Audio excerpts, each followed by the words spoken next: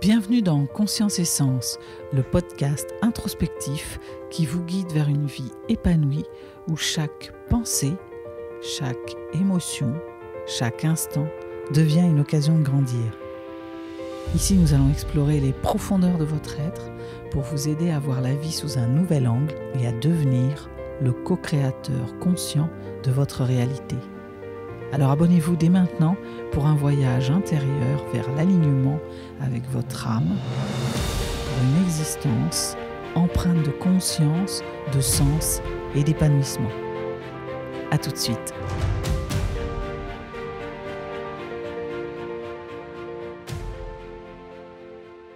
Bienvenue dans Conscience et Sens. Je reviens vers vous, ça faisait un petit moment que je n'avais pas fait un épisode. Et là, j'avais envie de vous parler d'une conscientisation que j'ai faite sur une de mes blessures. Avant de commencer, j'avais envie de vous demander si vous avez déjà été comme ça, à vous sentir à part d'une situation où tout d'un coup vous vous sentez complètement hors de la situation, vous n'arrivez pas à évaluer vous vous sentez un peu comme en dehors ou en dehors d'un groupe. Voilà, moi j'ai souvent senti ça. Vous savez, quand vous êtes en train vous arrivez dans un groupe qui est en train de parler puis que ça s'arrête, ou alors quand systématiquement les personnes font des trucs sans vous, vont à des événements, alors qu'elles savent que vous aviez super envie d'y aller et qu'elles ne vous invitent pas, quoi. Moi, ça m'a fait ça. J'avais envie d'aller à un salon du bien-être comme ça, et la première année, j'avais loupé un peu le truc. On ne savait pas que je voulais y aller. Puis l'année suivante, j'avais dit l'année prochaine, je viendrai. On m'a zappé l'année suivante. Et puis l'année encore d'après, donc je me suis dit, une des clés pour ça, c'est déjà de se dire, peut-être c'est moi qui vais demander, aider les personnes à s'en souvenir. Et puis finalement, quand j'ai proposé d'y aller, c'était déjà organisé ou bon. Voilà, donc ça vient chercher vraiment quelque chose où on se sent à part, on se sent rejeté en fait.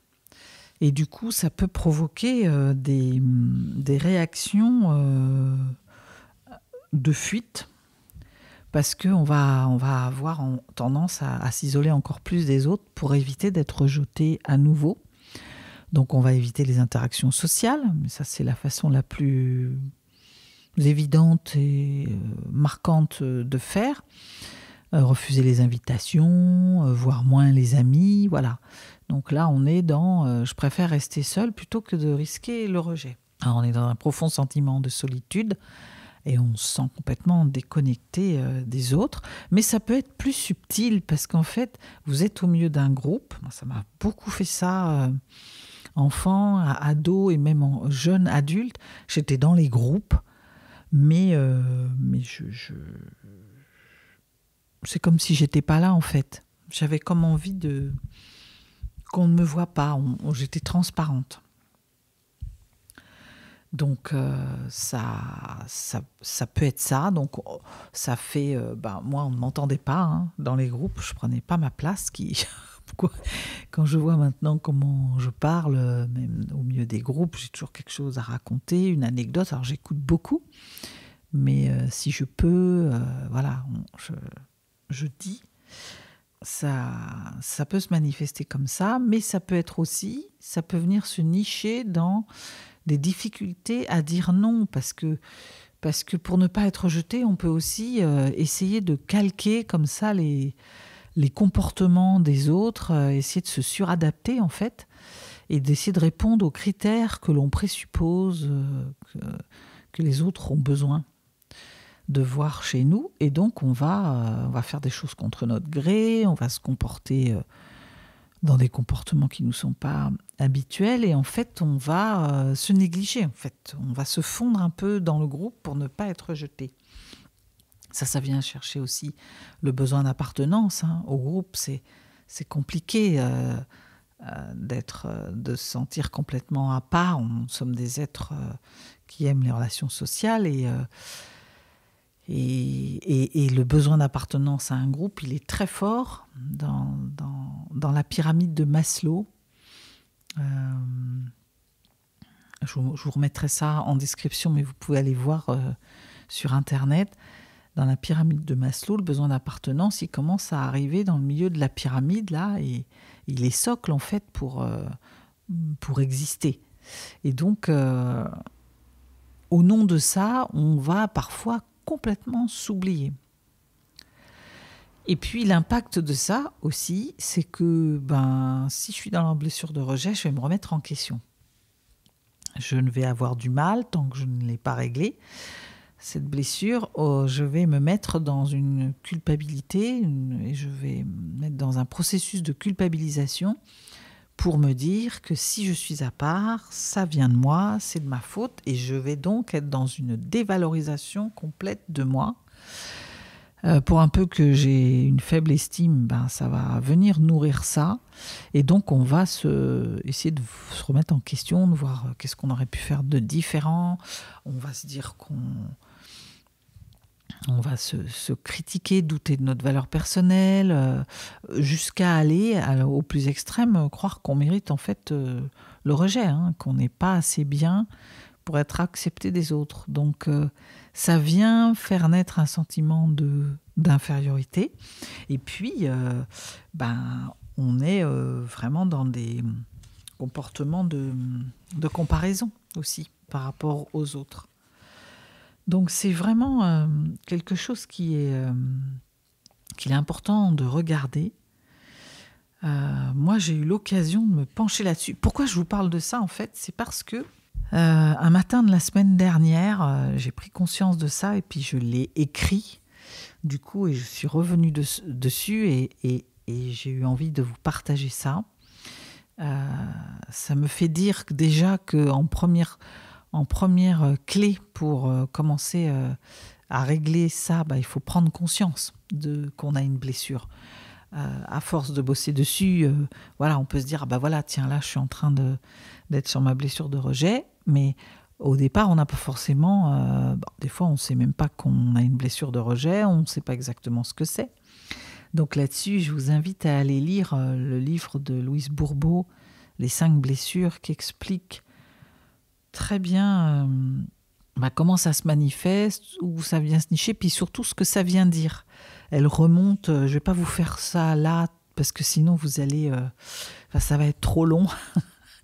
Et peut-être je reviendrai vous en parler si besoin, ou peut-être dans un live plus tôt. Mais lisez le livre, il est bien fichu, parce que par blessure, il vous donne même les caractéristiques physiques de comment ça se manifeste, comment on peut voir ça. Moi, je sais que, ayant souffert de cette blessure qui peut revenir encore par instant, un petit peu sourde, je me suis longtemps tenue, par exemple, les épaules rentrées, un peu courbées, comme je suis grande. Je fais 1m78. Quand je suis en forme, quand ça va bien et quand je veux me reprendre, je me redresse.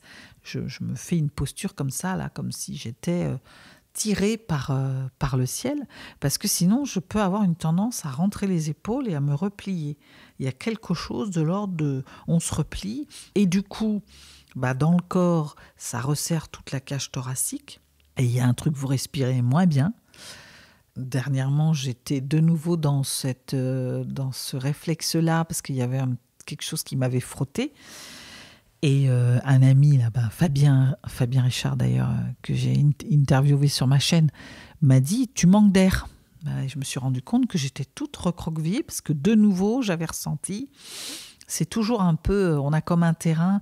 Ça me fait penser aux alcooliques, en fait, qui arrêtent de boire. On dit qu'ils deviennent... non, alors je ne sais plus comment c'est le truc, mais en fait pour dire que on ne sait jamais vraiment d'être alcoolique, on a toujours un peu ce terrain en fait qui s'est construit, c'est pas un terrain forcément inné, mais ces habitudes-là sont jamais très loin et que on devient abstinent à vie en fait, on ne sort plus de l'alcoolisme, mais on a toujours ce truc qui plane. Hein. Ben, la blessure de rejet, c'est toujours un peu pareil. On peut guérir une blessure, on la transforme, mais elle reste toujours un peu en mémoire quelque part, en fait. La différence, c'est que si on travaille dessus, si on en prend conscience et si on travaille dessus, en fait, déjà, on a une élasticité parce qu'on la repère très vite et on peut très vite faire basculer dans du recul, dans de l'analyse et dans, en tout cas, une posture, se redresser et puis, pof, se remettre tout de suite d'aplomb. Et puis, on est vraiment dans... je sais ce que c'est, je prends conscience et puis je suis capable de l'accueillir aussi. Voilà. Parce que moi, j'ai pris conscience de ça. En fait, je faisais un exercice là, que m'avait demandé mon mentor. Et il fallait travailler un peu sur les blessures. C'était intéressant parce que j'ai revisité tout un pan de ma vie professionnelle où je me suis sentie très à part dans le groupe. J'essayais de me faire accepter, de décoder un peu les codes, les critères, essayer de faire comme eux en fait, et puis de donner le meilleur de moi-même. Donc j'étais en suradaptabilité. Hein. Et puis ça marchait pas en fait. Et c'est venu frotter. En fait, c'est ça. C'est que il y a des gens qui, dans la même situation, auraient dit « Oh, c'est qu'ils sont pas intéressants, je m'en occupe pas, je fais ma life ». Moi, j'ai réussi à faire ça, mais au fond de moi, il y avait quand même de la tristesse. Je me suis sentie vraiment pas bien, quoi. Parce que c'est venu sur une blessure de rejet. Alors ça vient de l'enfance. Hein. Louise Bourbeau explique que c'est des schémas que l'on construit dès l'enfance. On va en fait être confronté à des situations qui vont nous empêcher d'être nous-mêmes.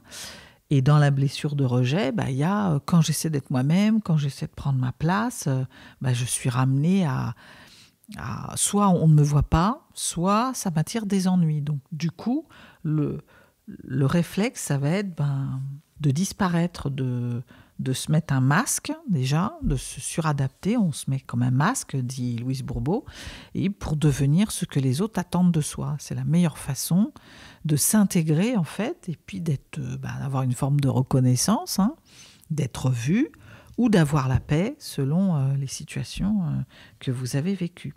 Donc on a un masque dit fuyant, et ça se retrouve même dans la morphologie.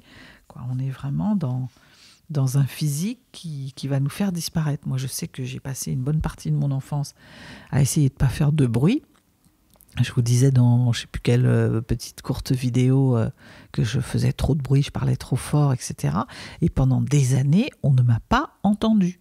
Donc à chaque fois que je prenais la parole adulte, on me disait « mais on parle plus fort, on ne t'entend pas ». Ce qui fait que j'ai fini par ne plus parler, par ne plus n'avoir plus rien à dire en fait à force.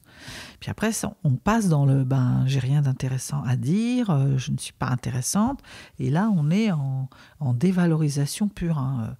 Pour l'estime de soi, là on est au plus bas.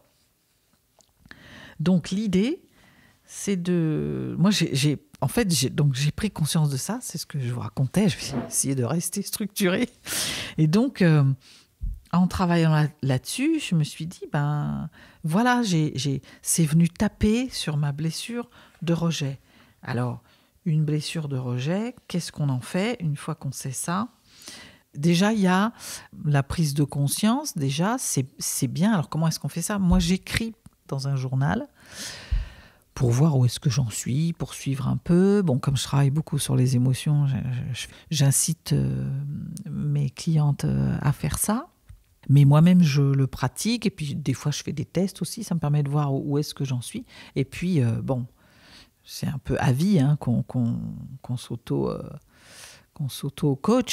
qu'on s'auto-analyse. Alors après, avec vraiment une élasticité, ça va très vite, moi. Maintenant, cette histoire, j'ai pris conscience, très vite, avec une agilité émotionnelle développée, je me suis remise Me dire, mais non, souviens-toi, les conditions, pourquoi est-ce que tu étais rejeté, puis pourquoi ça a tapé chez toi, et tu sais que tu as réglé ces trucs-là. Voilà. Alors, si c'est pas suffisant, ça, c'est la première truc déjà, hein, c'est de prendre conscience, et puis c'est de renforcer l'estime de soi. Parce que la dévalorisation qui suit, on peut être amené à vraiment se dévaloriser. Donc, moi, ça peut m'arriver encore de le faire, c'est de se faire une liste de ce qu'on a réussi, de se dire par rapport à la problématique, par exemple là, moi, si je vous parlais du groupe, de se sentir rejeté dans un groupe, moi ça m'est arrivé encore pas, il n'y a pas si longtemps. Tout de suite après, je me suis remise j'ai été voir les groupes dans lesquels j'étais bien accueillie, comment ça se passait quand je prenais la parole, comment j'étais écoutée. Comment des fois, même quand je ne disais rien, parce que j'aime bien écouter, j'ai toujours une phase quand j'arrive dans un groupe, je ne suis pas forcément tout de suite tout ouillou, j'aime bien observer. On vient même me chercher maintenant. Ah Catherine, qu'est-ce que t'en penses? Voilà. Et en tout cas, quand je sens que je repars, peut-être, il suffit que je sois dans un groupe avec des gens que je ne connais pas, avec quelqu'un qui prend un peu le pouvoir, il y a des gens comme ça qui qui prennent toute la place, soit parce que ils ont un peu l'habitude et ils pensent qu'ils ont plus de choses à raconter que les autres, soit parce que ils sont peut-être en suradaptation eux-mêmes, manque de confiance, et du coup ils vont prendre la place tout de suite pour pas se faire écraser. Quand je suis face à ces personnalités-là, moi je peux être amenée à de nouveau me taire, à repartir. C'est jamais très loin que de me dire et finalement moi, mais tout de suite je me remets dans les dernières fois où j'ai été en groupe, où ça s'est bien passé, les qualités que je me reconnais, les apports, les choses que j'ai réussi quand j'ai interagi avec les autres. Voilà. Et ça, au début, ce que vous pouvez faire si vous avez une estime de vous à renforcer, une estime de soi à renforcer, c'est vraiment dans un carnet. Moi, j'aime bien l'idée du carnet parce que, ça permet de faire travailler, d'ancrer, d'incarner, de faire travailler le cerveau. 2, vous pouvez comparer. Au fur et à mesure de votre journal, vous revenez quelques pages en arrière et parfois, ça fait des semaines, des mois, et vous pouvez voir les progrès. Donc, c'est de lister vraiment vos qualités, vos réussites et de relire régulièrement ça. Parce que quand vous serez en situation et que viendra se poindre un semblant de dévalorisation, vous pourrez faire appel à ça. Et puis après, il y a un truc aussi de nettoyage relationnel. Hein. Moi, j'ai fait ça il n'y a pas longtemps. Et c'est de vraiment se garder les relations qui vous font du bien, être dans des relations qui apportent de l'énergie. Je dis souvent ça. Hein. Demandez-vous comment vous vous sentez après avoir accroché avec quelqu'un, après l'avoir fréquenté. Et soit vous êtes en énergie haute, c'est bien. Sinon, c'est peut-être qu'il faut, si ce n'est laisser les personnes, au moins se mettre à les voir à dose homéopathique, j'allais dire. C'est-à-dire de diminuer peut-être les temps où vous êtes avec eux et les fréquences. Parce que du coup, ça vous permet d'être avec des relations qui vous portent aussi. Avec des personnes qui vont vous respecter pour qui vous êtes, qui vont vous aider aussi à poser vos limites de manière plus claire. Vous aurez peut-être plus d'audace de poser vos limites. Puis ça vous entraîne à savoir dire non. Parce que derrière tout ça, il y a ça. Moi, je sais que j'ai accepté de ce groupe des tas de choses. Ce serait aujourd'hui, je poserais mes limites, je ferais ça différemment. Et en tout cas, ça ne m'amènerait plus de tristesse ou ça viendrait plus frotter une zone sensible, en fait. Hein. Et il y a quelque chose qui m'a aussi beaucoup aidée. Dans la semaine, c'est venu là et ça m'a fait vraiment du bien. J'écoutais un audio de mon mentor qui parlait de l'échelle de conscience et qui expliquait qu'en fait, les personnes négatives, elles avaient un niveau de conscience bas et que quand on était en différentiel de niveau de conscience, ça provoquait du rejet de la part des autres.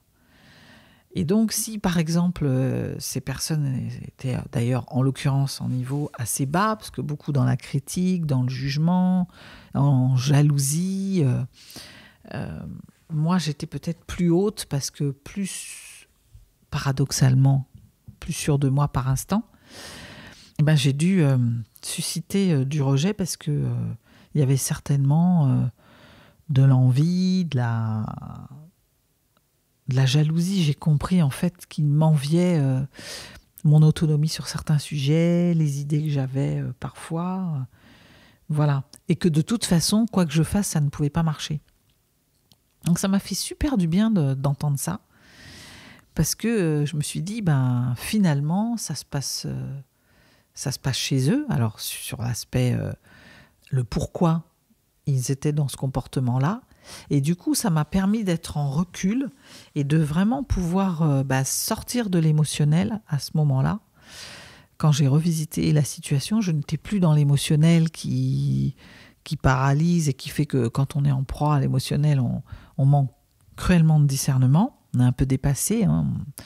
Là, j'étais vraiment beaucoup plus en recul et j'ai pu regarder ce que ça venait toucher chez moi de cette histoire de rejet. Puis je suis repartie dans l'enfance, comment, au travers de différents événements, j'avais pu me sentir rejetée. Et en fait, avec cet isolement provoqué de l'autre côté, ça venait taper là. Voilà, si je n'avais pas souffert de rejet enfant, je n'aurais pas été blessée, en tout cas. Ça aurait peut-être généré plutôt une mise en mouvement, une réaction ou un recul, en tout cas, je n'aurais pas été affectée. Donc voilà, cette histoire de blessure de rejet. Si je résume, en fait, si vous vous sentez tout d'un coup en état de retrait ou d'isolement, vous êtes un peu poussé, vous avez envie d'être seul, vous aimez moins être dans les groupes, ça vous fatigue, et puis que vous vous sentez pas utile, vous n'avez rien à dire, les gens ne vous intéressent plus, à outrance, ça peut arriver, mais à outrance, ou si dans les groupes vous êtes en suradaptation.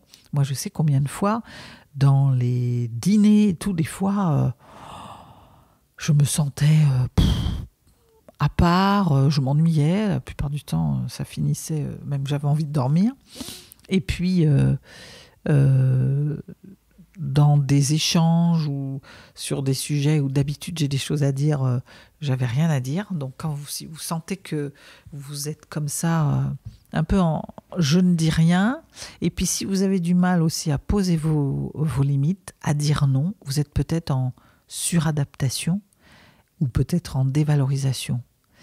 Et allez donc creuser cette histoire de blessure de rejet pour travailler dessus et voir un peu comment est-ce qu'elle vous éclaire.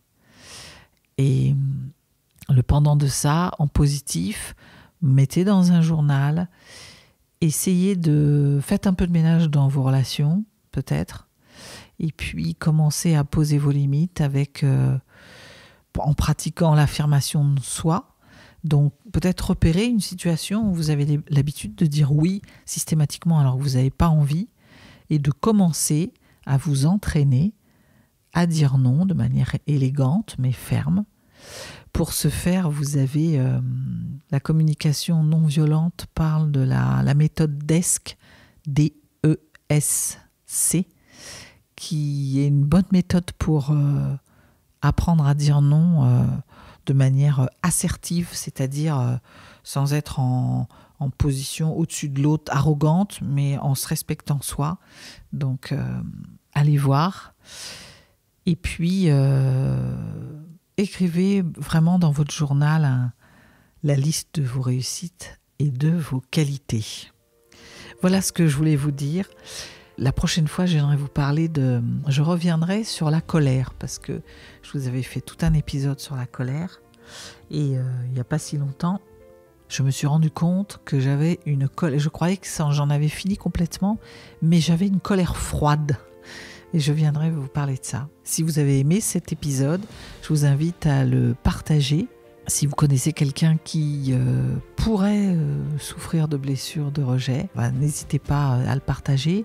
Et puis, je commence à vous le dire un peu plus maintenant, mais si vous voulez soutenir la chaîne, eh bien, abonnez-vous et si vous avez aimé cet épisode, mettez un like. Et pour guetter la prochaine sortie sur la colère, activez la cloche de notification. À très vite dans le prochain épisode.